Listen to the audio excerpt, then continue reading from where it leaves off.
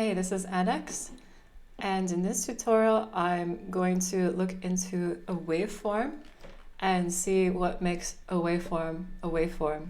So what is the science behind it, and why does that matter when you're doing electronic music production? So it's not specifically relevant to hardcore or Frenchcore, but that's the type of music I make, so that's why I'm doing it, because I want to understand it better.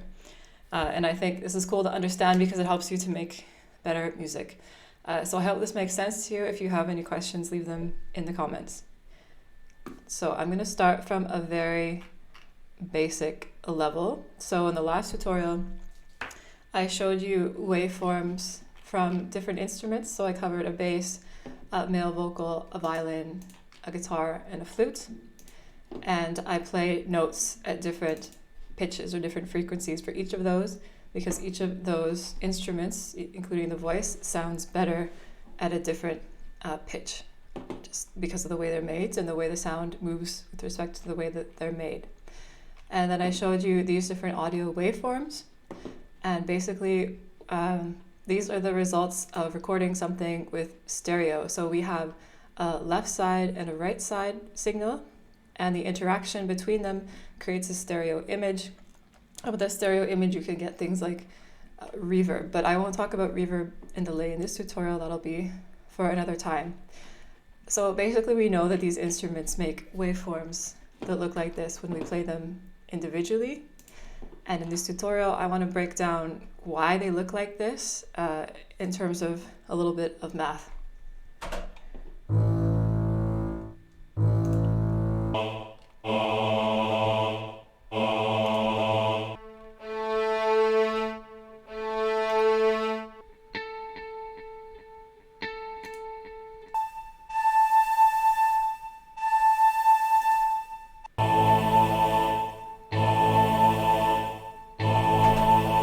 So there I was just playing out each of the recorded instruments for you at each of those pitches, and this would be like if these instruments were in an orchestra, this is how they would tune with each other with different A notes. So this is the resulting waveform, and basically in a waveform you have two things. So you have amplitude, which is the height, and you have frequency, which is the length. And it's not the length of this whole section, because that is what determines BPM, which is also a frequency, but this frequency we're talking about how long it takes for the oscillation to occur. So the oscillation is a cycle. So when we talk about hertz in terms of so frequency in terms of cycles per second, it actually means oscillations per second. So I'll show you what that is. So basically when we're looking at this sort of waveform here, I'm only going to draw one of these, but in reality for stereo you have two different waveforms. So you have this y-axis,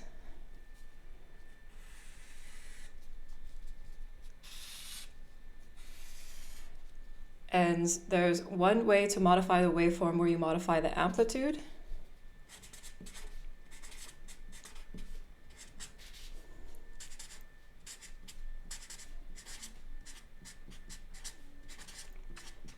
And amplitude means gain, or how high it rises. So this is basically amplitude here. And this is the same thing. So these are just two different graphs I'm going to show you. And the other thing you can do is to modify the frequency, which is the pitch.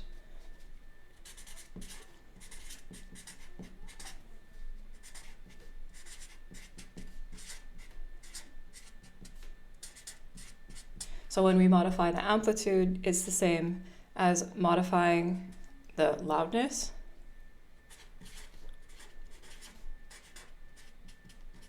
And when we modify frequency, it's the same as modifying the pitch.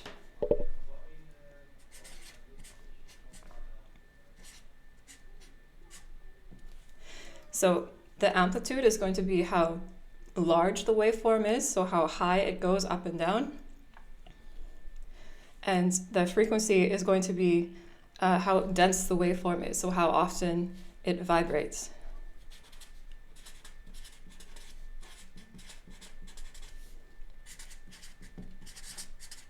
So amplitude is height, and the frequency is the density.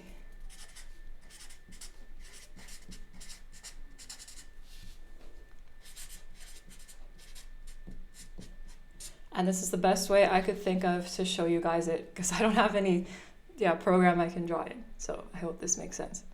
So basically all music is a sine wave, and sine waves don't occur naturally in nature. So a sine wave means it's a transverse wave. So imagine somebody holding a rope on one end and then flipping it, like one of those big workout ropes, and it's going to go like this over time. So after that initial hit, which would be like the hit of your instrument, the rope or the waveform is going to oscillate. And the oscillation is when it goes up and down because you're transferring their energy through that medium over time. Just with sound, the medium that we're looking at is air, unless you're talking through helium or something. But we're all going to hear our music through the same medium. So you hear the music because it affects the different pressures in the medium. And the different pressure is what influences the speed of the medium and how fast the particles kind of collide together, and that determines the sound that you hear. So both the loudness and the pitch. So this is why I drew you two different graphs, so I can show you this. So this is a typical sine wave, so it starts at 0. So this is our so I'm going to talk about this in a little kind of math terms, but I think if you're doing production, you already kind of are technically oriented anyway. And I hope this doesn't go too deep for you. But yeah, if you're more interested in this, I hope it inspires you to do more math, because that's fun. Okay, so this is just a regular sine wave. So we can have amplitude 1 here and amplitude -1 here. Say like -2 and 2. And I'm going to do the same thing on here. So we have 1, 2, -1, and -2. So a sine wave is when you start from 0 and you have an amplitude of 1, and it takes you a period of 2 pi to make one oscillation. So this graph would indicate y is sine of x. So, and you might be asking, why am I telling you this? Because it's the basics of how sound is formed. And when you understand this, you can really make cool wavetables and stuff in Serum and other programs, and it will really make your production better. So this is just our standard kind of baseline that I'm going to use to describe. So I'm going to draw the exact same thing for pitch.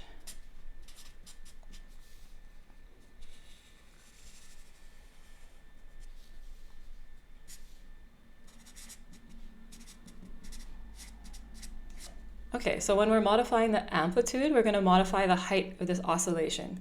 So how high it goes, how much energy is going into it will influence how strong the signal is and how far it's pushed out. So here, if we want to increase this by an amplitude, increase the amplitude by a factor of 2, then we could go up like this and down to 2 there. And this would be the equivalent of y is 2 sine x.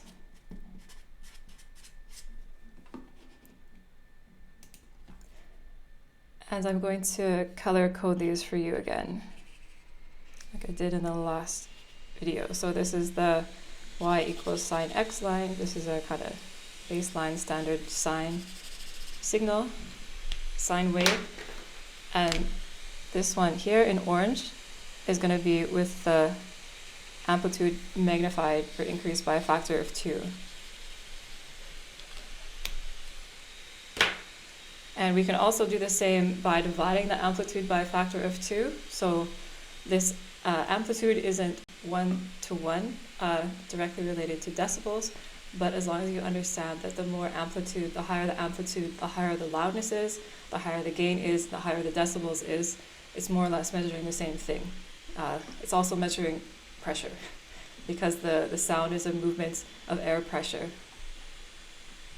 So we can also divide the amplitude by 2 instead of multiplying by 2.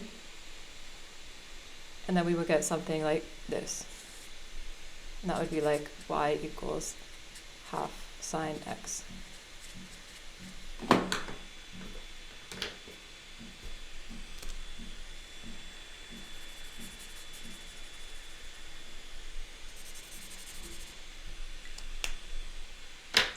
Okay, so now that we looked at how changing the amplitude changes the gain, so the amplitude, the height of your waveform, we can do the same with respect to pitch, but instead of working vertically, so instead of affecting the y-axis, changing the pitch affects what happens on the x-axis.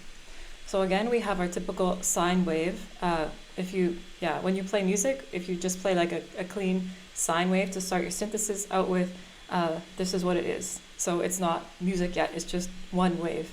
And it's the layering and the layering and the layering of those waves that create the different high and low pressure points is what creates the sound of the music that you hear. So here we're going to first divide make a frequency that's twice as fast. So that's going to hit here instead.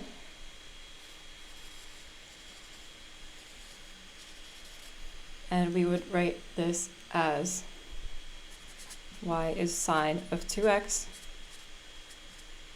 And that just means that the frequency of this one is 2 times the frequency of this one.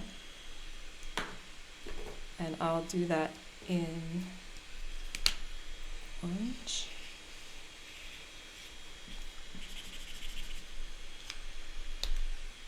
So this means that this sine wave, so the sound that's created if we just heard this y equals sine 2x wave, it would have a higher pitch than the sound that would be created with the sine x wave because it oscillates, so it goes up, down, up, down, up, down more quickly than this does. Because remember, this is our time axis.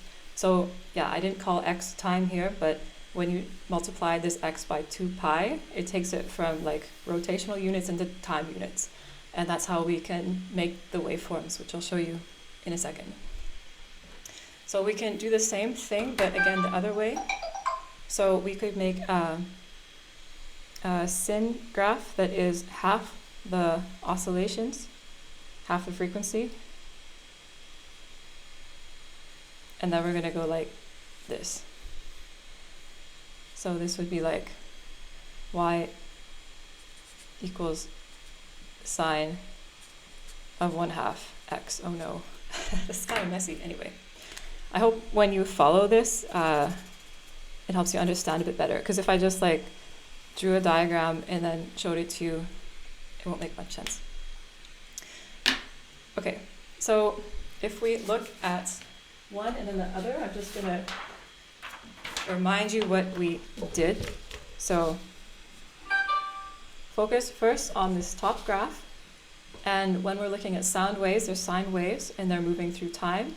And they also have a height, which is the amplitude, and they have a frequency, which is how many oscillations they make, so how many times up and down they go within a unit of time, so within 1 second.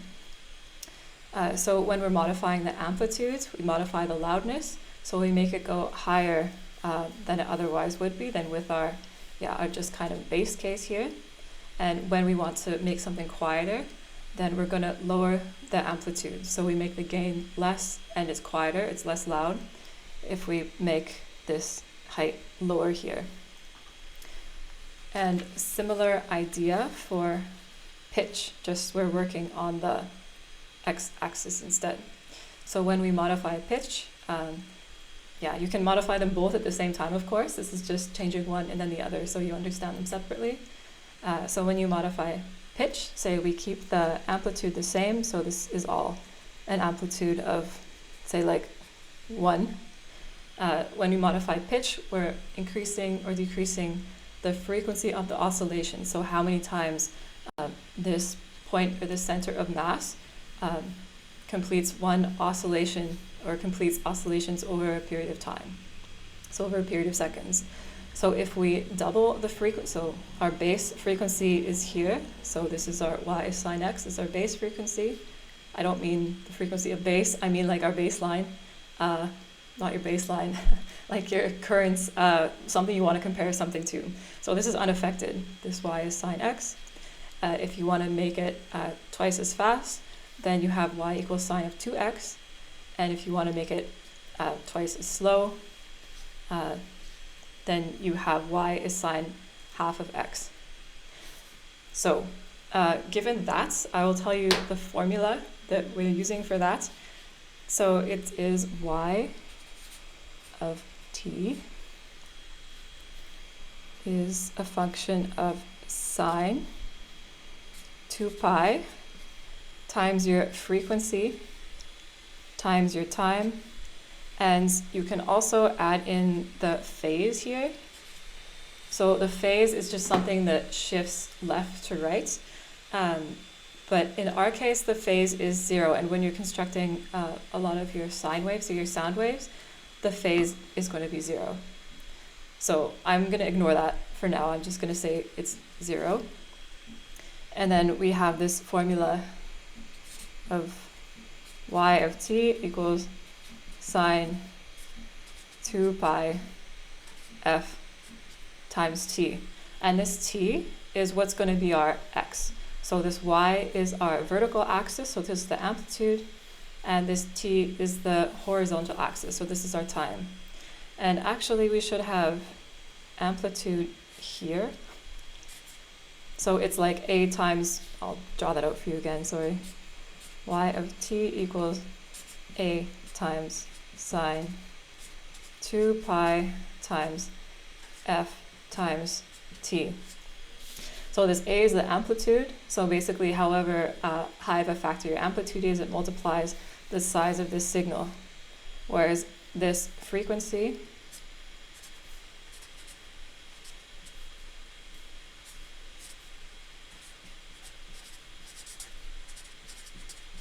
influences the pitch because it makes it more or less compressed this way, whereas amplitude makes it more or less compressed this way.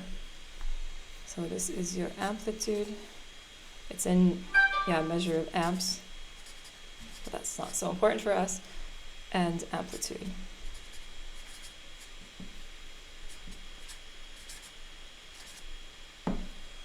Okay, so I hope you could follow that a little bit.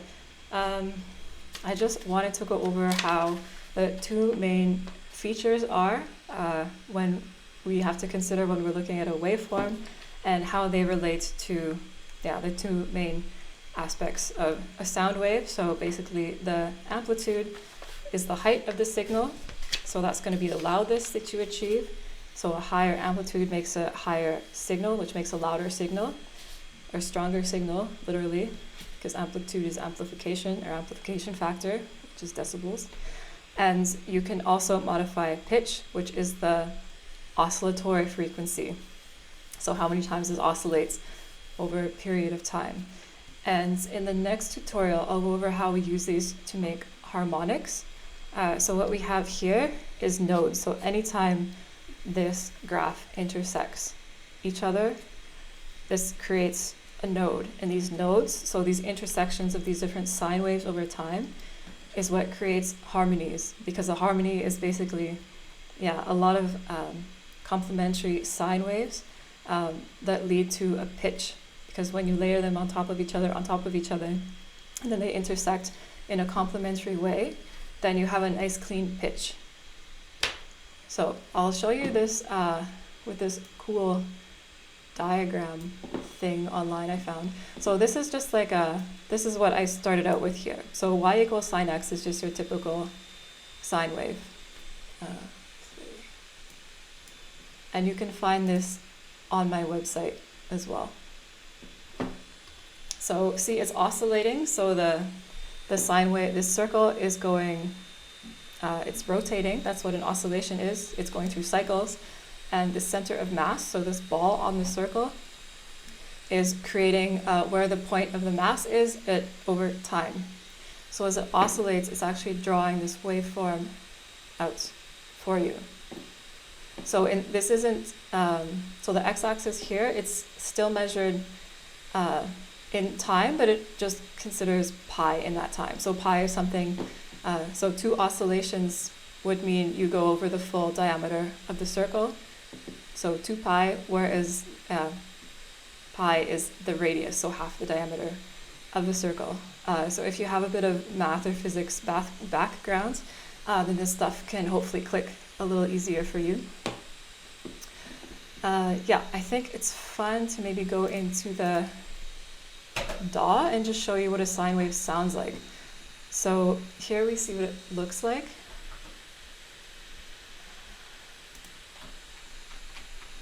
So I'm gonna insert a MIDI track.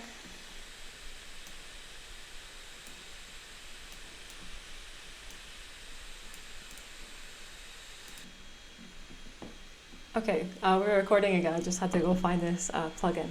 So here I made a sine wave in Serum, and this is going to be the sound of what I showed you playing here. So remember, here we're making just a typical sine wave. This is with the formula y equals sine x. So like here, which I drew you, and this is the way it sounds.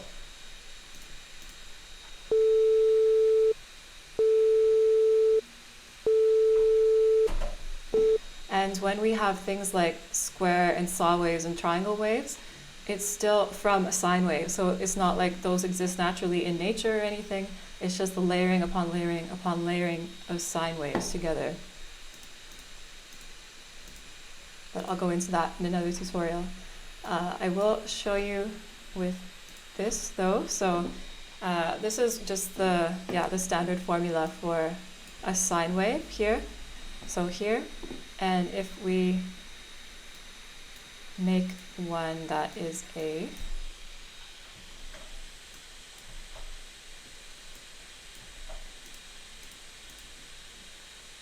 so if we want to change the amplitude now, so say this one has twice the amplitude because I am working with this y equals 2 sine x, so 2 times the amplitude.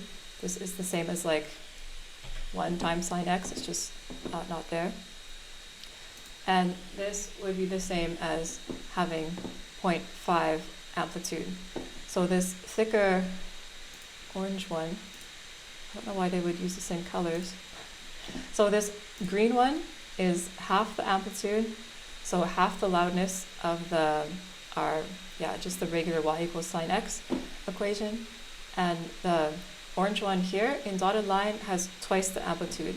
So this one has twice the loudness, the orange one, and this green one has a half of the loudness. And we can also go ahead and see what it looks like when we modify the pitch. So let's change the amplitude back. So we're getting rid of those, putting it back to 1. And then we can influence this, so the degree, so the oscillation, and the speed that it's rotating at. So we have our baseline at x, and then we have one that's 2x and one that's half x. Of course, half is 0.5.